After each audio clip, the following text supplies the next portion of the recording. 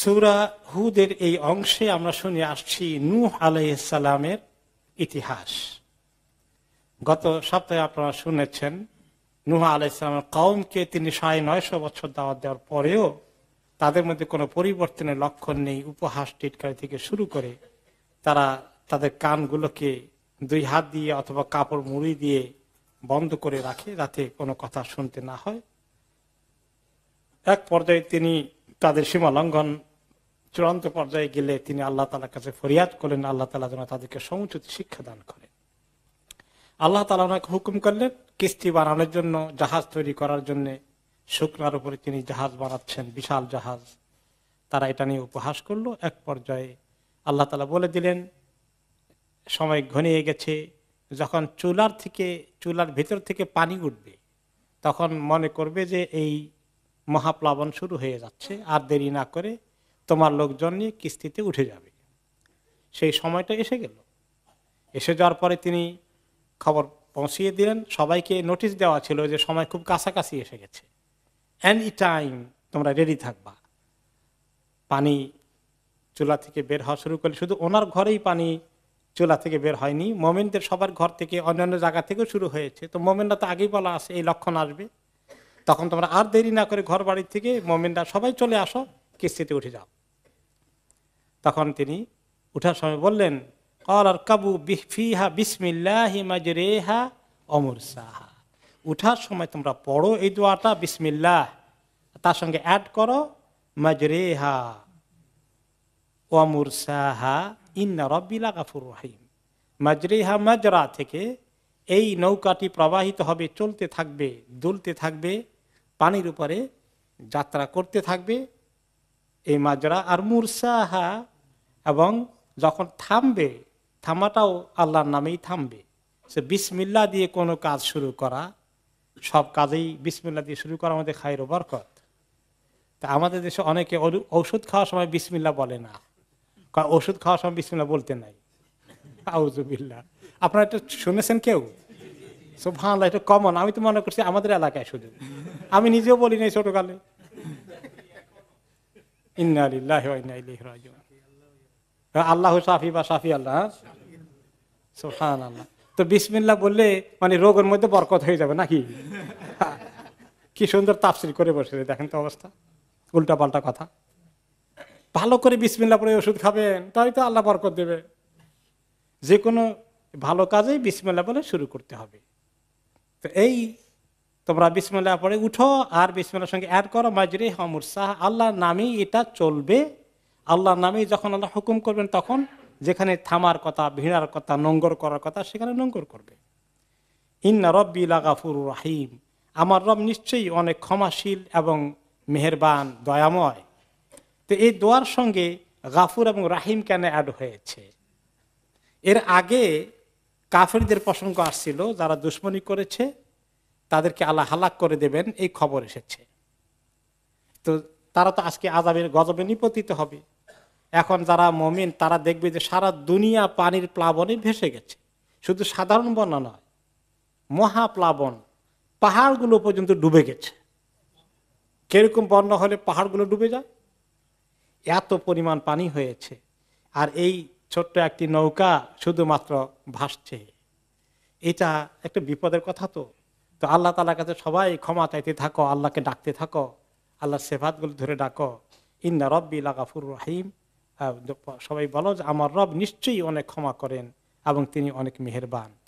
ক্ষমা তো করতেই হবে। মুমিনদের জন্য আল্লাহ তাআলা ক্ষমার দরকার আছে না? কাফেরদের জন্য হলো শাস্তি, মুমিনদের জন্য ক্ষমা এবং রহমত, এ দুটো লাগবে। কারণ আমরাও তো কিছু গুনাহ করেছি, এবং ওনারা যে বিপদে আছেন, যদি আল্লাহ মাফ না করে দেন, কিছু শাস্তি ওনাদেরকে দিতে চান, সেটা তো হয়ে যেতে পারে। এই জন্য তাদেরকে এইটা অ্যাড করতে হবে। আর আল্লাহ তাআলা মুমিনদেরকে শোনাচ্ছেন যে তাদেরকে আল্লাহ ক্ষমা করেন এবং মাফ করে দেন। এই ওদের জন্য শাস্তি, এদের জন্য ক্ষমা এবং মাফ। এখন সবাই উঠে গেছেন, এখন কিস্তি চলছে। ওয়াহিয়া তাজরি বিহিম ফি মাউজিন কাল জিবাল। আর যখন শুরু করে দিল এমন তুফান, সাধারণ বানের পানি শুধু আস্তে আস্তে বাড়ছে না, মাউজ ঢেউ, এমন ঢেউ, সাগরের মধ্যে এরকম ঢেউ উঠে কাল জেবাল, আল্লাহ তাআলা নিজে বলছেন ঢেউগুলো উঠলো পাহাড়ের সমান। মানুষ বলার সময় বলে, একটু বাড়াইও বলে, আরে পাহাড়ের মতো ঢেউ হয়েছে। তো আমাদের বলার আল্লাহ তাআলার বলার মধ্যে বেশ কম আছে না? আল্লাহ তাআলা যখন বলেছেন কাল জেবাল, পাহাড়ের মতো, তাহলে সত্যি পাহাড়ের মতো ঢেউ হয়েছে। এখন এই পাহাড়ের মতো ঢেউয়ে নৌকা কেমন করে দুলছে? কিস্তি ওনাদের কি এত বিরাট শিপ আসিল নাকি? বিরাট শিপ থাকলে কদ্দুরটিকে টাইটানিক কি অবস্থা হয়েছে? তার ইঞ্জিনিয়ার, মেকার, নির্মাতা বলল আমি চ্যালেঞ্জ করছি এই শিপ ডুববে না সাগরে, যতই তুফান হোক ডুবাতে পারবে না। কত লোক উঠছিল, কারো কাছে পরিসংখ্যান আছে কিনা, প্রচুর সংখ্যক লোক, বিশাল, সবাইকে নিয়ে সাগরের অতল তলে ডুবে গেল। মানুষের গর্ব অহংকার কতক্ষণ টিকল? তো আল্লাহ তাআলার কাছে এই নূহ আলাইহিস সালামের হাতে বানানো এই জাহাজ ভাসছে সাগর মতো ঢেউ, পাহাড়ের মতো ঢেউ উঠছে, কাল জিবাল। আর এই ঢেউয়ের তাহলে উপরে থেকে ওনারা যখন বেঁচে আছেন, হঠাৎ করে নূহ আলাইহিস সালামের চোখ চলে গেল তার ছেলের প্রতি। ওয়ানাদা নূহুন ইবনাহ, নূহ তার সন্তানকে ডাকলেন, এই ছেলে, বাবা কই তুমি, এদিকে আসো, জলদি এদিকে আসো। ছাত্রী কোন রকম ধরতে পারো কিনা দেখো। ওয়া কানা ফি মাযিল, আর সে দূরে চলে গিয়েছিল। এই মাযিলের অর্থ ওনাদের থেকে আলাদা হয়ে থাকা, তার মানে সে কাফেরদের দলে ছিল। কিন্তু এখন সে পানি দেখে আস্তে আস্তে উপরের দিকে উঠছে, মনে করছে পানি তার হঠাৎ করে একসঙ্গে আসে না, এভাবে বাড়ছে বাড়ছে, সে একটু উপরে দিয়ে পাহাড়ের দিকে যাচ্ছে। তিনি তখন বলেন, ইয়া বুনাইয়ার কাম্মা আনা, হে সন্তান, হে বৎস, আমার ছেলে, তুমি আমাদের সঙ্গে উঠে যাও। ওয়ালা তাকুম মাল কাফিরিন, এখনো কাফেরদের দলে থেকো না, তাদের সঙ্গে থেকো না, তওবা করো, আমার শিপে উঠো। ক্বালা সাআওয়ি ইলা জাবালিন ইয়াসিমুনি মিনাল মা, সন্তান কি বলে, আমি পাহাড়ের উপরে উঠে যাবো, একদম উপরে উঠে গেলে পানি আমাকে ধরতে পারবে না। তখনও ওই বড় পাহাড় এখনো কিছু ডুবে নাই, মনে করছে এতটুকু মধ্যে আসবে, এর উপরে কি আর পানি হবে নাকি, আমি বড়টার উপরে চলে যাব, পানি থেকে আমি সেফ থাকবো, কোনো অসুবিধা নাই। তবুও মোমেনদের দলে আসবে না। কত বড় কমবখ্ত, নবীর সন্তান, সুবহানাল্লাহ। আল্লাহ তাআলা অনেক নবীকে পরীক্ষা করেছেন আপনজন দিয়ে। মাঝে মধ্যে মুসলমানদের সমাজে পাওয়া যায় যে দিনদার ফ্যামিলি, তো আল্লাহ মাফ করুন, একাটা এরকম কিছু তৈরি হয়ে যায়। হয়তো মা বাবা যথেষ্ট চেষ্টা করেছে, কিন্তু তার কপাল খারাপ। এখন অনেকেই মা বাবাকে দোষে, অবশ্য আমরা সবাই আমাদের দায়িত্ব ঠিকমতো পালন করেছি, ক্লেম করতে পারি না, তবুও এরকম কিছু ঘটে গেলে হতেও পারে যে মা বাবার চেষ্টা সত্ত্বেও দেখা গেল যে দুষ্ট হয়ে গেছে। তো কেউ কেউ এরকম হতাশ হয়ে যান, নিজেকে খুব ধিক্কার দিতে থাকেন। তা আমি বলি, উদাহরণ দিয়ে, মাঝে মধ্যে এরকম তো হয়েছে। নূহ আলাইহিস সালামের এত বড় নবী, একজন নবী তার ছেলে মেয়েকে তারবিয়ত দেওয়ার ব্যাপারে গাফলতি করেছেন, এটা চিন্তা করা যায়? আর নূহ আলাইহিস সালাম কি সাধারণ কোন নবী? নবীদের মধ্যে কেউ কেউ আছে অসাধারণ, উলুল আজমি মিনার রুসুল। ওনারা কয়জন? 5 জন। 5 জন নবী হল উলুল আজমি মিনার রুসুল। আল্লাহ তাআলা নিজে কোরআনে বলেছেন এই 5 জন নবী হচ্ছেন অসাধারণ নবী, তাদের হিম্মত, মনোবল, স্ট্যান্ডার্ড ভেরি হাই। এই 5 জনের প্রথম জনকে নূহ আলাইহিস সালাম, তারপরে কে? ইব্রাহিম আলাইহিস সালাম, তারপরে কে? মূসা আলাইহিস সালাম, তারপরে কে? ঈসা আলাইহিস সালাম, এরপরে কে? মুহাম্মদ সাল্লাল্লাহু আলাইহি ওয়াসাল্লাম। এই 5 জন হলেন অসম্ভব, অসাধারণ, অনেক বড় মানের নবী। তো এই নবী তার সন্তানের ব্যাপারে গাফলতি করবেন আমরা চিন্তা করতে পারি না। তাহলে বোঝা যায় যে এরকম পরীক্ষায় হতে পারে মাঝে মধ্যে যে মা বাবা অত্যন্ত দিনদার, চেষ্টার কোনো ত্রুটি করেনি, এরপরে সন্তানের কিসমত খারাপ। এই পরীক্ষা যেমন আছে, আবার দেখা যায় যে স্ত্রী এবং স্বামী, নূহ আলাইহিস সালামের স্ত্রীরও দুরবস্থা, সেও দিনদার ছিল না, লূত আলাইহিস সালামের স্ত্রীর মতো।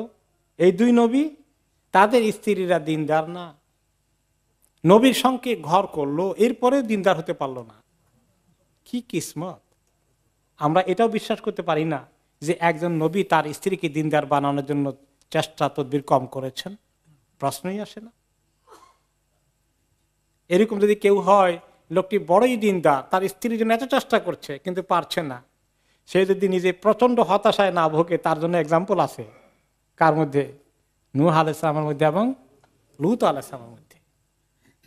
আবার কোন কোন মহিলা আছে, আহারে তার স্বামীটি ফাসিক, কোন রকমের দিনদার হয় না, মহিলা প্রচন্ড দিনদার, এরকম আছে কিনা সমাজে? নজির আছে। তার এক্সাম্পল কোথায় আছে? আসিয়া।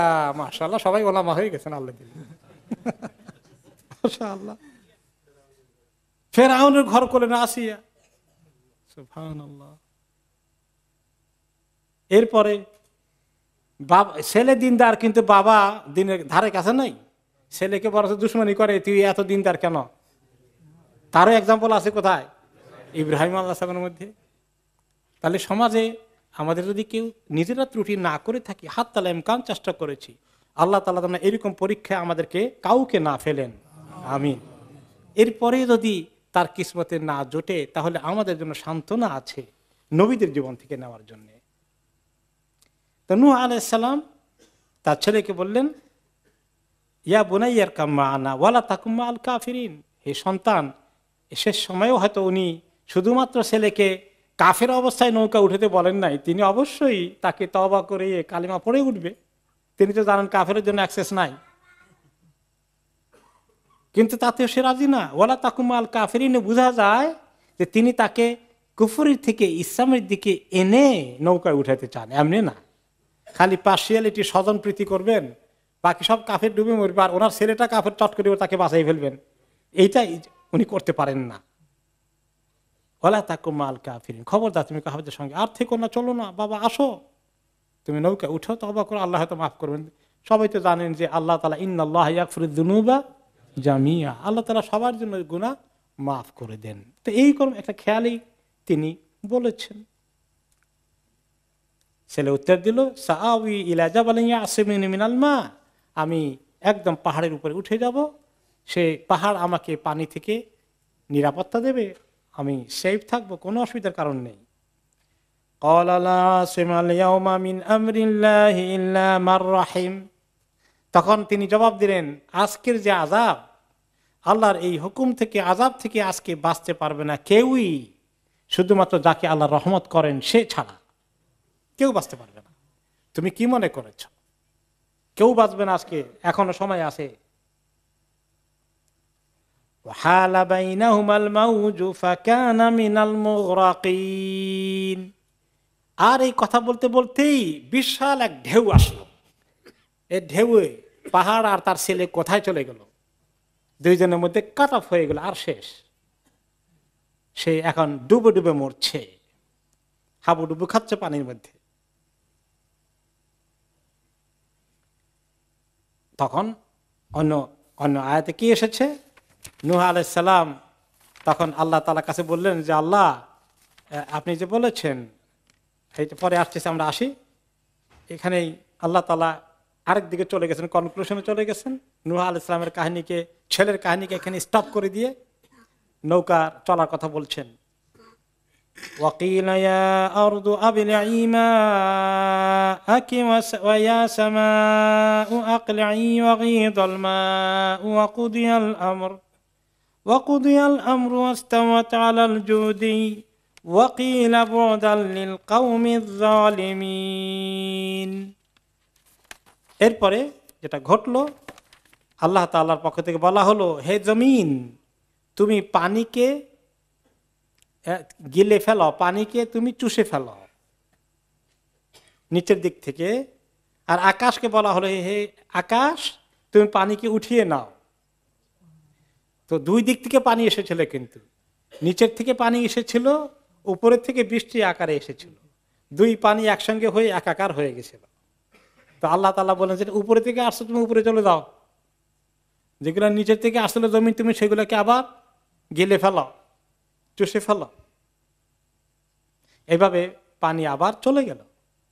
অকদিয়াল আমর, আল্লাহর ফয়সালা যা হওয়ার তাই হয়ে গেল, ফাইনাল চূড়ান্ত হয়ে গেল। আর এই নৌকা ভাসতে ভাসতে জুদি পাহাড়ের গিয়ে নৌকা ভিড় করলো, ভিড় জমালো, নোঙ্গর করলো জুদি এলাকায়। জুদি এলাকা পাহাড়টা কোথায়? কোন কোন মুফাসসির বলেছেন এটা হচ্ছে ইরাকের মৌসেলের পাশে। আবার ইরাক এবং সিরিয়া পাশাপাশি, কেউ কেউ সিরিয়ার দিকে বলেছেন। বিভিন্ন জায়গায় এখন একাধিক জায়গায় ক্লেম করা হয় যে নূহ আলাইহিস সালামের নৌকা বোধহয় এখানে ভিড়েছিল। কিন্তু এখন একদম পিন পয়েন্টে কনফার্ম হওয়ার ব্যাপারটা ঐক্য মতে পৌঁছেনি স্কলাররা।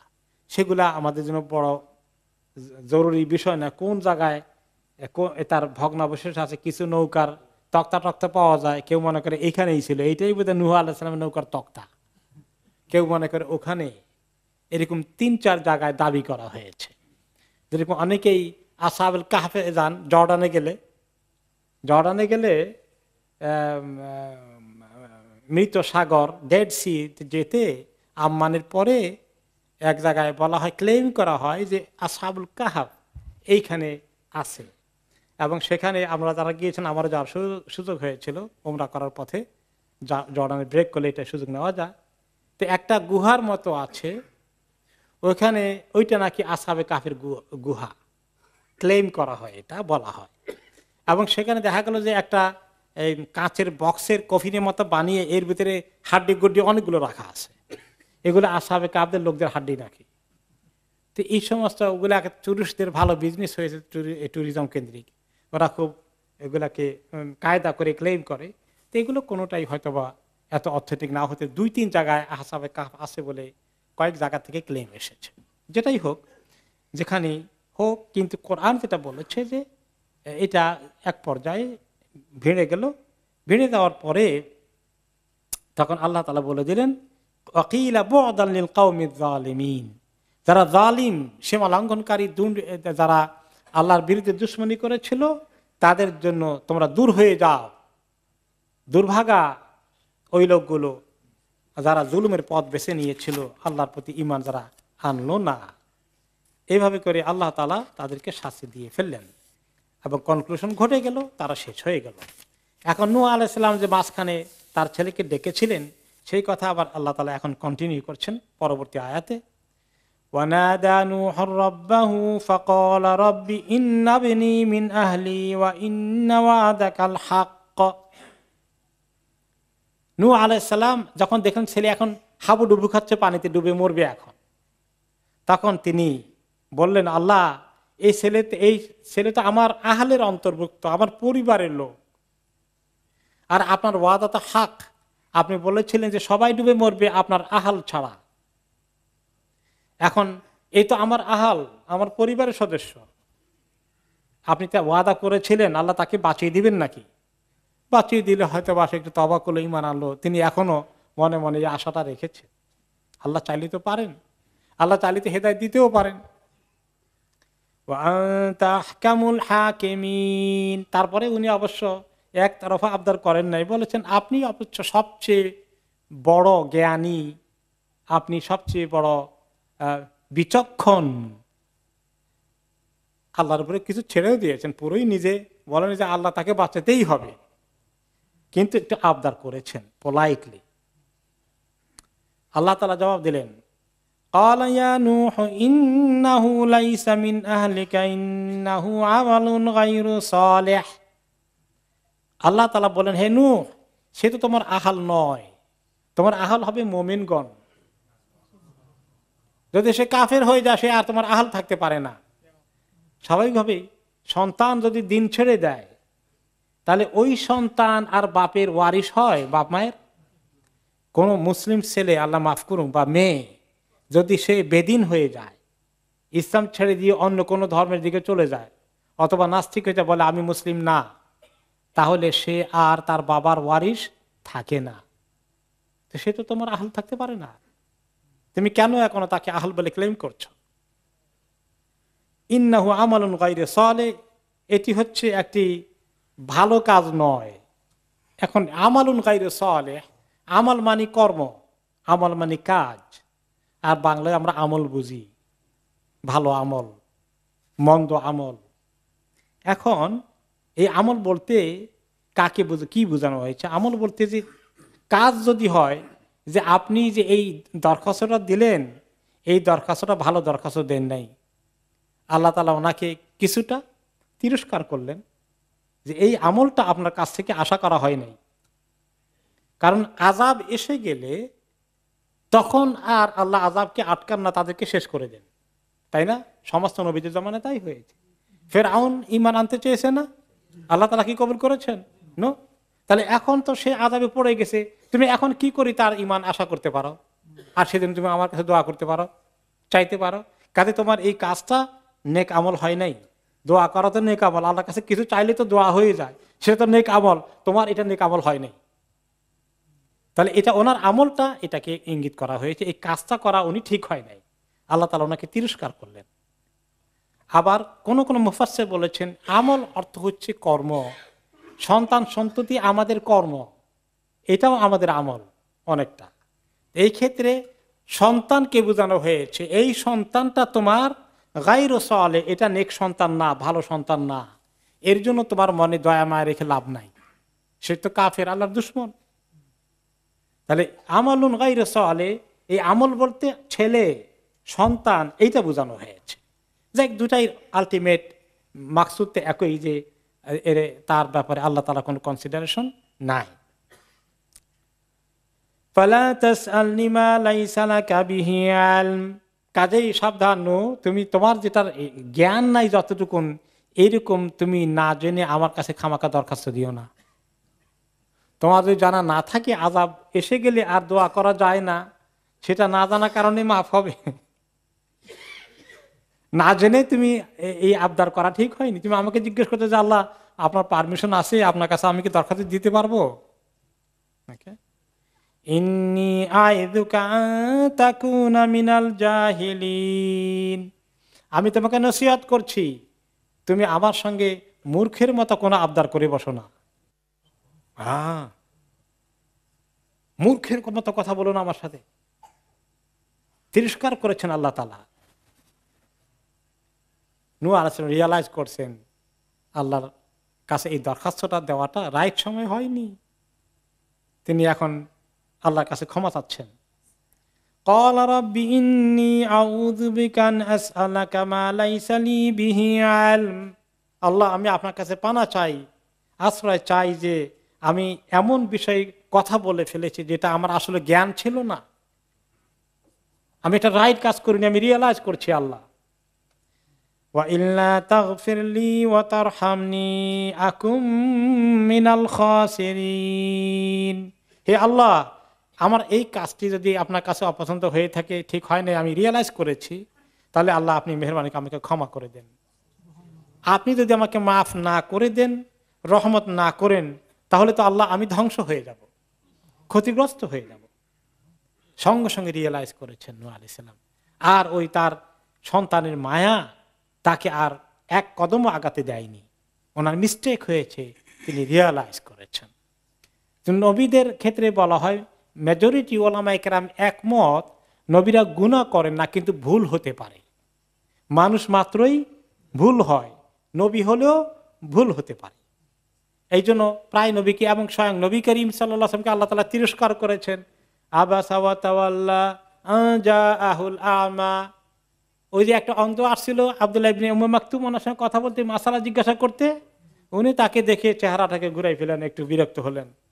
কারণ ওই আবু জাহল, আবুল আহাব মতো কিছু লোকজন আসে, তাদের সঙ্গে একটু গুরুত্ব দিয়ে কথা বলতেছেন, কি জানি তারা একটু ইসলাম কবুল করে কেন, এই বেচারা এই সময় আসছে কেন, ওনার কাছে একটু আনওয়েলকামিং ব্যবহার হয়েছিল। আল্লাহ তাআলা তিরস্কার করেছেন। তো নবী করিম সাল্লাল্লাহু আলাইহি ওয়াসাল্লাম গুনাহ হয় নাই, কিন্তু তিনি ভুল করেছেন, যে মুমিনকে বেশি গুরুত্ব দেওয়া দরকার ছিল, তারা যারা দ্বীনের দুশমনি করে তাদের তুলনায় তিরস্কার করেছেন শুধুমাত্র আল্লাহ তাআলা। তো নবীরা এই জন্য মাসুম বলা হয়, তারা গুনাহ করেন না। এটাই হলো সালফে সালেহিন বা আহলে সুন্নাত ওয়াল জামাতের মেজরিটি ইমামদের ফতোয়া। কিন্তু কোন কোন ইমাম বলেছেন নবীরা গুনাহ কবিরা করতে পারে না, কিন্তু গুনাহ সগীরা হতে পারে। এটা কোন কোন ইমামরা বলেছেন, এদের সংখ্যা কম, ওনাদের সংখ্যা কম, মাইনরিটি। মেজরিটি বলেছেন নবীরা সগীরা গুনাহ করেন না, শুধু ভুল হতে পারে তাদের মানুষ হিসেবে। আর সগীরা গুনাহ যারা বলেছেন সেটা অর্থ হচ্ছে এই সগীরা গুনাহ তো অনেক বড় গুনাহ না, এবং নেক আমল করলেই সগীরা গুনাহ অনেকগুলো কি হয়ে যায়, মাফ হয়ে যায়। নামাজ পড়লে অনেক সগীরা গুনাহ মাফ হয়ে যায়। এক নামাজ থেকে আরেক নামাজের মাঝখানে দুই নামাজের মাঝখানে বেশ কিছু সগীরা গুনাহ আমাদের মাফ হয়ে যায়। ওযু করলে আমাদের চোখ থেকে, নাক থেকে, কান থেকে অনেক সগীরা গুনাহ ঝরে যায়। এক রমজান থেকে আরেক রমজানের ভিতরে দুই রমজানের রোজা রাখলে মাঝখানে সগীরা গুনাহ অনেক মাফ হয়ে যায়। একবার উমরা করে আসেন, আবার উমরা করতে গেলে মাঝখানের দুই উমরার মাঝখানে অনেক সগীরা গুনাহ মাফ হয়ে যায়। তো এগুলো হয়তো হইতে পারে সগীরা গুনাহ নবীদের ক্ষেত্রে, এটাও কেউ কেউ মনে করেছেন, কিন্তু মেজরিটি ওলামাদের বিশ্বাস এবং ফতোয়া বা রায় হচ্ছে নবীরা সগীরা গুনাহ করেন না, বরঞ্চ মিস্টেক, ওনাদের বুঝের ভুল হতে পারে, সেটা আল্লাহ তাআলা তাদেরকে আবার কারেকশন করে দেন।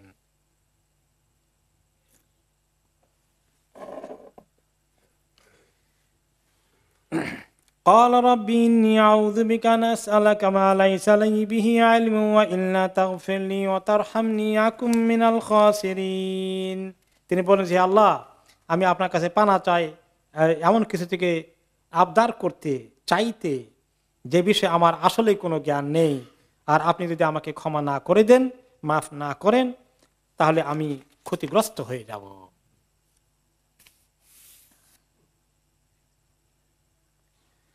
قيل يا نوح اهبط بسلام منا وبركات عليك وعلى ممن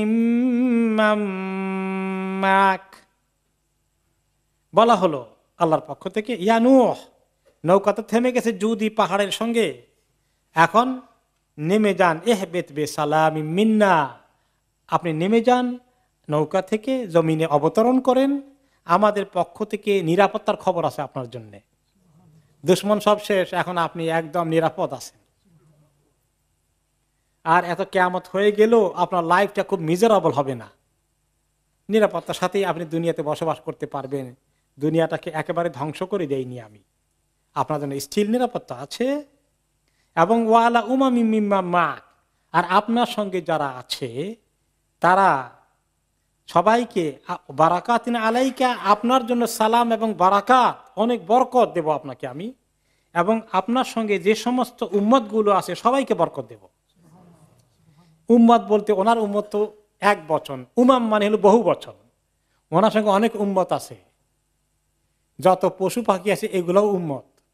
এই উম্মতের দুই অর্থ, আসলে উম্মতের তিন অর্থ। মানুষ সেন্সে উম্মতের দুই অর্থ। আমরা হলাম মানুষ সেন্সে নবী করিম সাল্লাল্লাহু আলাইহি ওয়াসাল্লাম উম্মতুন মুস্তাজাবা, যে উম্মত বা মুস্তাজিবা, যে উম্মত দোয়া, যে উম্মত ঈমান এনে নবীর ডাকে সাড়া দিয়েছেন, তারা হচ্ছেন সাড়া দানকারী উম্মত। আমরা হলাম সেই উম্মত। কুনতুম খায়রা উম্মাতিন উখরিজাত লিন-নাস। আর এই নবী করিম সাল্লাল্লাহু আলাইহি ওয়াসাল্লাম দুনিয়ায় আসার পর থেকে যত কাফের বেদিন, যত রকমের মুশরিক আছে, ইহুদি নাসারা বলেন, অগ্নি পূজক বলেন, বৌদ্ধ বলেন, হিন্দু বলেন, সবাই কিন্তু এই নবীর আরেক উম্মত। এটা কোন উম্মত? দাওয়াত কবুল না করার উম্মত। মানে ওনার সময়ে আর তো কোনো নবী আসবেন না। তো যারা পজিটিভ উম্মত, আর বাকিরা নেগেটিভ উম্মত, যারা দাওয়াত কবুল করেনি। তো মানুষের মধ্যে এইরকম দুই উম্মত। আর বাকি হলো নূহ আলাইহিস সালামের ওখানে যত রকমের আল্লাহর সৃষ্টির এক একটি জোড়া জোড়া করে উঠিয়েছেন, এই সবগুলো এক একটি জোড়া, এক একটি কি বলা যায়, মানে এক্সাম্পল, স্যাম্পল অফ যে কোনো প্রজাতি, এগুলাও কিন্তু এক একটা উম্মত। পাখির মধ্যে এত রকম জাত আছে, প্রজাতি, বিভিন্ন প্রজাতির, মাছের মধ্যে আছে, পশু পাখির মধ্যে আছে, যত সব কিছু, এগুলো যা কিছু তোমার সঙ্গে এখানে এসেছিল সবগুলোর বরকত দিয়ে ভরপুর করে দেব। এরপরে অল্প দিনের মধ্যেই নূহ আলাইহিস সালামের সব তো মানুষ শেষ, সব কাফের দুশমন হালাক, দুনিয়া তো খালি হয়ে গেছে। দুনিয়াকে আল্লাহ তাআলা তাড়াতাড়ি মানুষের মধ্যেও বরকত দিলেন, পশু পাখি মাত্র এক জোড়া করে আস্তে আস্তে যদি খালি বাড়তে থাকে তাহলে তো অনেক সময় লাগবে। তো একটু বেশি তাড়াতাড়ি বড় হওয়া দরকার, তাড়াতাড়ি বাড়া দরকার, আল্লাহ বরকত দিয়ে দিলেন। এই নাম হলো বারাকাত, বহু বচন, বরকত দিয়ে, একেবারে বরকত দিয়ে ভরপুর করে দেব। তোমাদের ক্রাইসিস হবে না যে সর্বনাশ, মাত্র এক জোড়া হাঁস এক জোড়া মুরগি নিয়ে আসছেন, এত মানুষ খাবে কি? ডিমেরও তো দরকার, গরু এক জোড়া, ছাগল এক জোড়া, একটা মাদা একটা নর, তো এইগুলা দিয়ে কেমন চলবে মানুষের? সবগুলো আল্লাহ তাআলা অল্প সময়ে অনেক বরকত দিয়ে বাড়িয়ে দিলেন। এই সুসংবাদ তাদেরকে দিলেন যে বরকত নিয়ে তোমরা সবাই নামো, কোনো চিন্তার কারণ নাই।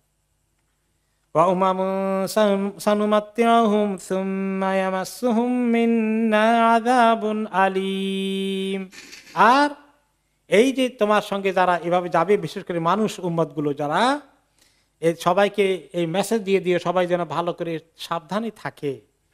এই যে যদি আল্লাহর পথে থাকে তাহলে তাদের জন্য কি পুরস্কার, আর আল্লাহর পথে না থাকলে তাদের জন্য কি করুণ পরিস্থিতি হতে পারে, তার এক্সাম্পল দেখা হয়েছে অলরেডি। এরপরেও মানুষ নিজের সামনে কত কিছু ঘটার পরেও শিক্ষা নেয়, নিজের জন্য নেয় না। তো যারা এরকম তারপরেও ক্রাইম করবে, সানুমাত্তিউহুম, দুনিয়াতে আমি কিছুদিন হয়তো দেব, কিছুদিন দুনিয়া ভোগ করতে পারবে। সুম্মা ইয়ামাসসুহুম মিন্না আযাবুন আলীম, অতঃপর আমার কাছ থেকে তাদের প্রতি অত্যন্ত কঠিন যন্ত্রণাদায়ক শাস্তি পোহাতে হবে আখিরাতে। দুনিয়ার মধ্যে বিভিন্ন ডাকাতের দল আছে, মস্তানের দল আছে, বিভিন্ন পার্টি আছে, এক পার্টি আরেক পার্টির সঙ্গে মারামারি করে কিছু খুনটুন করে দখল করে, তাই না? এরপরে আরেক ওই মাস্তানের পার্টি আবার এসে আবার তাদেরকে অ্যাটাক করে, এই কাউন্টার অ্যাটাক করে, আবার দেখা যায় সে কয়েকদিন আগে যাকে মারলো তারা এসে তাকে এখন তার দল এসে তাকে মেরে দিচ্ছে। এগুলো দেখিও মানুষ শিক্ষা নেয়, তাই না? চিন্তা করে যে আমি মারি সাফ করে ফেললে মোটামুটি আমি নিরাপদ হব। মানুষ শিক্ষা নিতে চায় না। তো আল্লাহ তাআলা বলছেন তারপরে যারা শিক্ষা নেবে না, সানুমাত্তিউহুম, কাফের হোক আর বেদিন হোক, সবাইকে আমি কি করব, দেব সময় দুনিয়াতে কিছুদিন থাকার জন্য, কিন্তু একদিন যখন আমার কাছে আসবে তখন আমি দেখব, তখন আসল বিচার ফয়সালা আমার কাছে হবে। দুনিয়াতে অনেক বিচার ফয়সালা হয় না, অনেক জুলুমের কোনো প্রতিকার হয় না, প্রতিবাদও হয় না। আল্লাহ তাআলার কাছে সবকিছু হবে, একদিন সমস্ত কিছুর ফয়সালা তিনি করে দেবেন। নূহ আলাইহিস সালামের কাহিনীর শেষে আল্লাহ তাআলা বলছেন, তিলকা মিন আবাইল গায়বি নূহিহা ইলাইক, এই সব এতক্ষণ ধরে যা বললাম হে নবী মুহাম্মদ, এগুলো গায়েবের খবর, আপনার এগুলো দেখাও হয়নি, জানাও হয়নি, পড়েন উনি কোনোদিন, লেখাপড়া করে শিখেননি, সব গায়েবের খবর আপনাকে আমি দিয়ে দিলাম, ওহী নাজিল করে আপনাকে পৌঁছিয়ে দিলাম। এই সমস্ত খবর নবী করিম সাল্লাল্লাহু আলাইহি ওয়াসাল্লাম কেমনে পেয়েছেন? ওয়াহির মাধ্যমে পেয়েছেন। কাজে গায়েবের খবর কে জানেন? আল্লাহ তাআলা। তিনি যখন নবী করিম সাল্লাল্লাহু আলাইহি ওয়াসাল্লামকে পৌঁছাই দেন তখন তিনি জানতে পারেন, তার আগে তিনি জানেন না। মা কুনতা তা'লামুহা আনতা ওয়ালা কাওমুকা মিন ক্বাবলি হাযা, আপনি হে নবী আপনিও জানতেন না এই সমস্ত ঘটনাগুলোর বিস্তারিত কাহিনী। আপনার কওম, আপনার কুরাইশ বংশের লোকেরা যারা আপনাকে নবী হিসাবে মানে না, তারা ওইগুলো কোনোদিন জানতো না, আমি আপনাকে জানালাম ওহী দিয়ে। তো আরবদের কাছে, কুরাইশদের কাছে যখন এই কাহিনী বলা হয়, তারা বলতো আচ্ছা নূহ আলাইহিস সালামের কাহিনী এরকম, তো এত ক্লিয়ারলি সুন্দর কাহিনী মুহাম্মদ কেমনে জানে? সে তো আমাদের সমাজেই ছিল। কাজে এটা তার নিজের আবিষ্কার করা কিছু না, তাহলে এটা কার কাছ থেকে এসেছে? আল্লাহ তাআলার কাছ থেকে। এটা একটা প্রমাণ কাফেরদের জন্য যে তিনি হক নবী।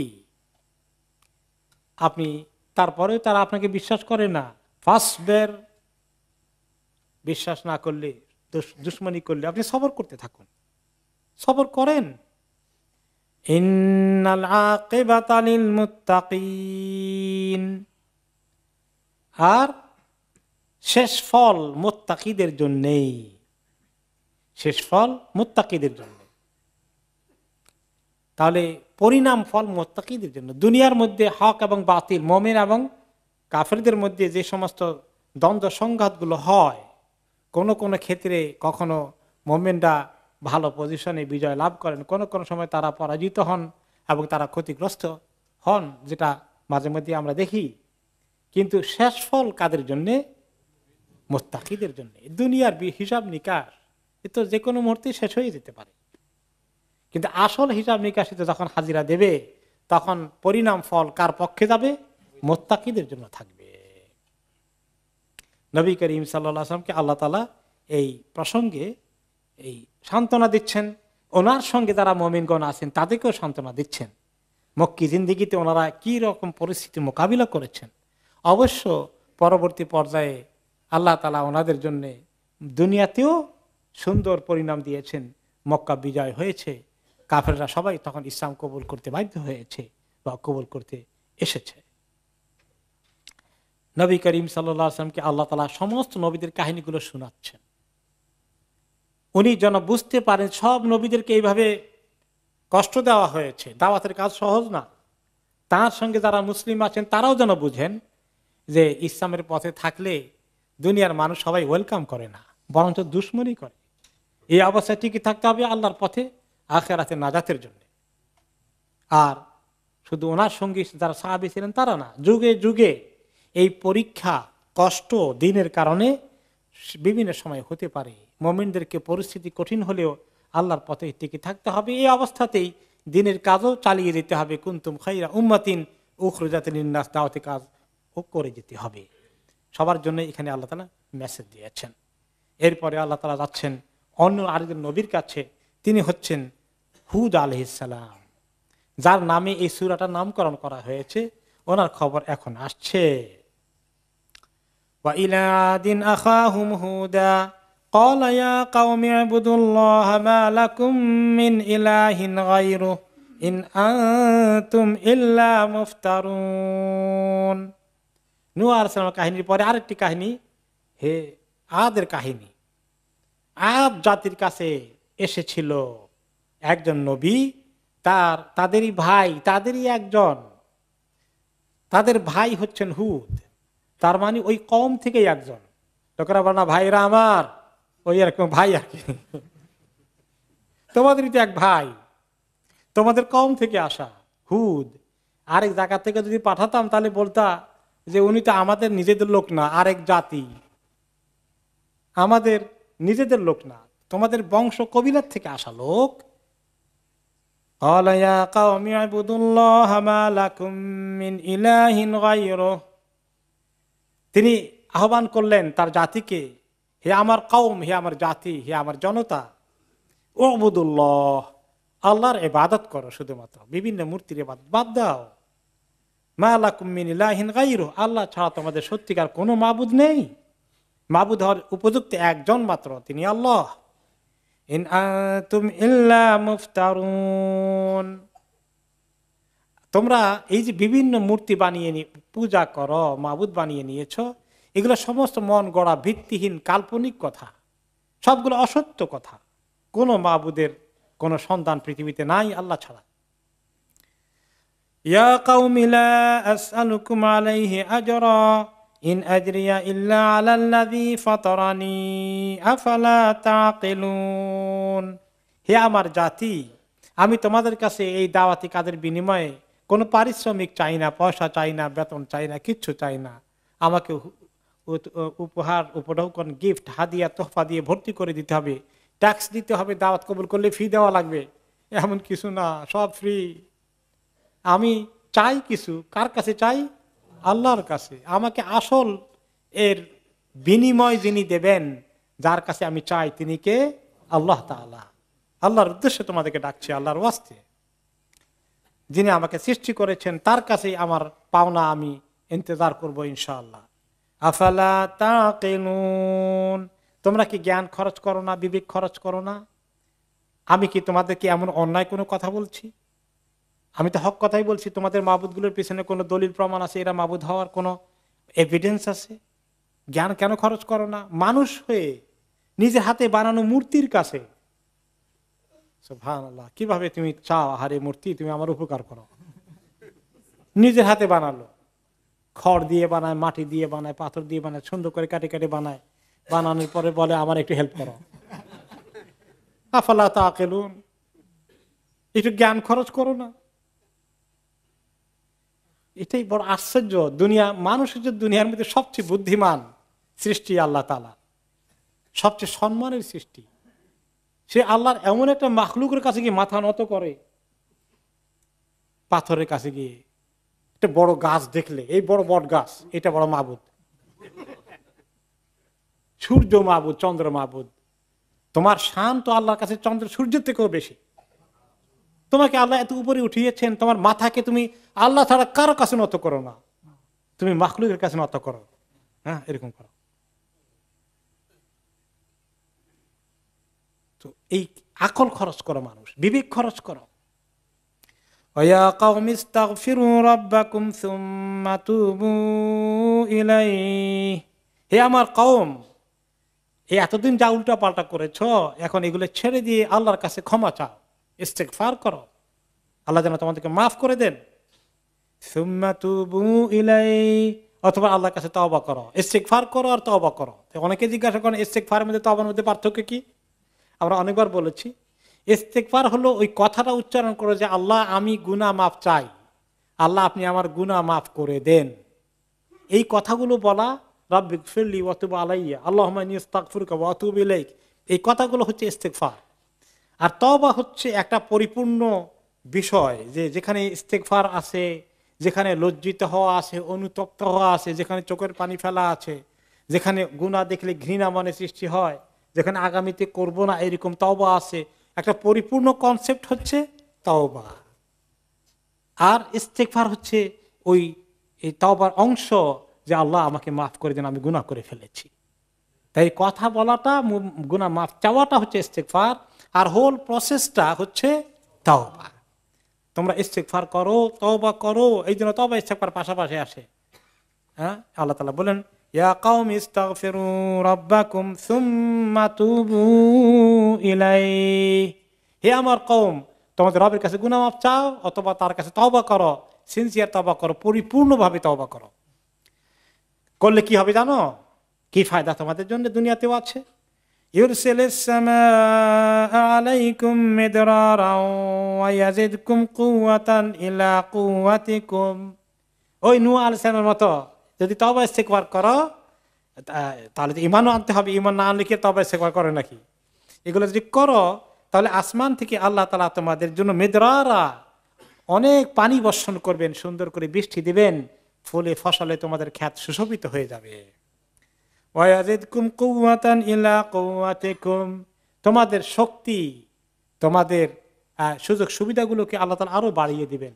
আর জাতি অত্যন্ত শক্তিশালী ছিল দুনিয়ার মধ্যে, গায়ে গঠনে অনেক বড়, লম্বা চোড়া মোটা, পৃথিবীর কোন জাতি তাদের মতন এত বড় সাইজ পায়নি। এতে তোমাদের শক্তি আছে, শক্তির পাওয়ারে তোমরা খুব গর্ব অহংকারে থাকো। আল্লাহর প্রতি ঈমান আনলে, তওবা ইস্তেগফার করলে, বিনয়ী হলে আল্লাহ তাআলা তোমাদের শক্তি আরো বাড়িয়ে দিবেন। নূহ আলাইহিস সালাম দোয়া করেছিলেন, ইরসিলিস সামাআ আলাইকুম মিদরারা ওয়া ইউমদিদকুম বিআমওয়ালিন ওয়া বানিন ওয়া ইয়াজআল লাকুম জান্নাতিন ওয়া আনহারা। আল্লাহ তাআলা তোমাদেরকে ছেলে মেয়ে, সন্তান সন্ততি, সম্পত্তি, ফসলাদি, পানি, নদী কুল কুল করে বইতে থাকবে, সবকিছু আল্লাহ বরকত দিবেন। সব নবীরাই এইরকম দোয়া করেছেন। মানুষ যদি কোনো সময় কোনো জায়গায় কোনো জমিনে দিনদার হয়ে যায়, সেখানে ফিতনা ফাসাদ, ফিসকে ফুজুরি, গুনার পরিমাণ কমে যায়, ওই জমিনের মধ্যে ক্ষেত ফসল সব কিছু আল্লাহ অনেক কিছু বরকত দান করেন। সব কিছু, ফসলাদি, ফল ফলাদি, মাছ, গোশত, দুধ, ডিম, সব কিছুর মধ্যে আল্লাহ বরকত দিবেন। আর যখন মানুষ যত বেশি এগুলার দিকে সরে আসে, তত বেশি বরকত কমে যায়। ওয়ালা তাতাওয়াল্লাউ মুজরিমিন, খবরদার তোমরা এই আমার এই দাওয়াতকে প্রত্যাখ্যান করে, পৃষ্ঠ প্রদর্শন করে ক্রিমিনাল হয়ে চলে যেও না, দুষ্কৃতিকারীর, আল্লাহর দুশমনীতে তোমরা নাম লিখিও না। قالوا يا هود ما جئتنا ببينة وما نحن بتاركي آلهتنا عن قولك وما نحن لك بمؤمنين। তারা বলল, হে হুদ, তুমি তো কোনো দলিল প্রমাণ নিয়ে আসলে না, তুমি নবী, হঠাৎ করে আমাদের মধ্যে একজন ছিল, একদিন হঠাৎ করে তুমি নবী হয়ে গেলা, আমরা কেমনে এটা বিশ্বাস করব? কি আছে তোমার কাছে দলিল প্রমাণ, দেখাও। আর তোমার কথায় আমরা আমাদের এত মাবুদকে এত বছর থেকে বাপ দাদা 14 গোষ্ঠী ইবাদত করে আসছে, আর সব মাবুদকে ফেলে দেব, ছেড়ে দেব তোমার কথা দ্বারা? তোমার প্রতি আমরা কখনোই বিশ্বাস আনবো না, তুমি নবী, এই কথা আমরা মানি না, মানব না। ইন নাকুলু ইল্লা তারাকা বাদু আলিহাতিনা বিসু, তবে তুমি যা উল্টাপাল্টা বকাবকি করছো, এই সময় কথা বলছো, আমার মনে হয় আমাদের এই দেব দেবীগুলো তোমার প্রতি ক্ষেপে গেছেন এবং তারা বদদোয়া করে, তোমার মাথা ঠিক নাই, এখন তাদের অভিশাপ লেগেছে তোমার, এই জন্য তুমি কি উল্টাপাল্টা বলা শুরু করেছো।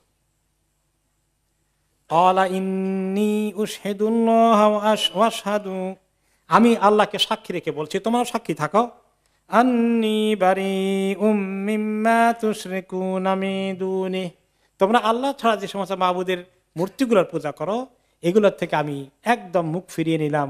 আমি কখনোই এই পক্ষে আমার সমর্থন নাই, ছিল না, থাকবে না। আমি একদিনের জন্য তোমাদের এই মূর্তিগুলোর সামনে মাথা নত করবো না। ফাকিদুনি জামিআ সুম্মা লা তুযিরুন, তোমাদের মাবুদগুলো আমাকে অভিশাপ দিয়ে আমাকে বরবাদ করে দিচ্ছে, তাই না? তোমরা মাবুদগুলোকে নিয়ে সবাই মিলে মিটিং করে ষড়যন্ত্র করে আমার বিরুদ্ধে অনেক পরিকল্পনা করো দেখি আমাকে শেষ করার জন্য। আমাকে টাইমই দিও না, পারলে এখনই শেষ করে দাও, পারো কিনা দেখো। ইন্নী তাওয়াক্কালতু আলাল্লাহি রাব্বি ওয়া রাব্বিকুম, আমি আল্লাহর উপর তাওয়াক্কাল করলাম তোমাদের এই সমস্ত দুশমনির মোকাবিলায়, যিনি আমার রব এবং তোমাদের রব, তার উপরে আমি ভরসা করে বসে আছি। আমি কোনো পারোয়া করি না তোমাদের মূর্তিগুলো আমাকে অভিশাপ দিচ্ছে না তোমরা আমার বিরুদ্ধে কি ষড়যন্ত্র করছো। মা মিন দাব্বাতিন ইল্লা হুয়া আখিযুম বিনাসিয়াতিহা, এমন কোন প্রাণী জমিনে নেই যার কপাল আল্লাহর হাতে ধরা নয়, যার ভাগ্য আল্লাহর হাতে নয়। কার কিসমতে কি ঘটবে, কি আছে, আমার কিসমতে কি ঘটবে, সব আমার আল্লাহর হাতে আছে। তোমাদের হাতেও নেই, আমার হাতেও নেই। আমি সে আল্লাহর উপরে ভরসা করছি। ইন্না রাব্বি আলা সিরাতিম মুস্তাকিম, আর আমার রব কোথায় জানো? তিনি আছেন সিরাতে মুস্তাকিমের উপরে। যে সিরাতে মুস্তাকিমে আছে সে আমার রবের পথে আছে, আর যে সিরাতে মুস্তাকিমের পথে নাই, এই উল্টা পাল্টা মূর্তির পথে আছে, সে আমার রবের পথে নেই। তোমরা বরঞ্চ নিজেদের জন্য চিন্তা করো। আর আমি অভিশপ্ত, আমি বদদোয়া পেয়েছি তোমাদের মাবুদদের, তোমাদের কি উপায় হবে চিন্তা করে দেখো। এরপরে তার কাহিনী চলবে, আরো আগামী সপ্তাহে হুদ আলাইহিস সালামের কাহিনী আমরা শুনবো।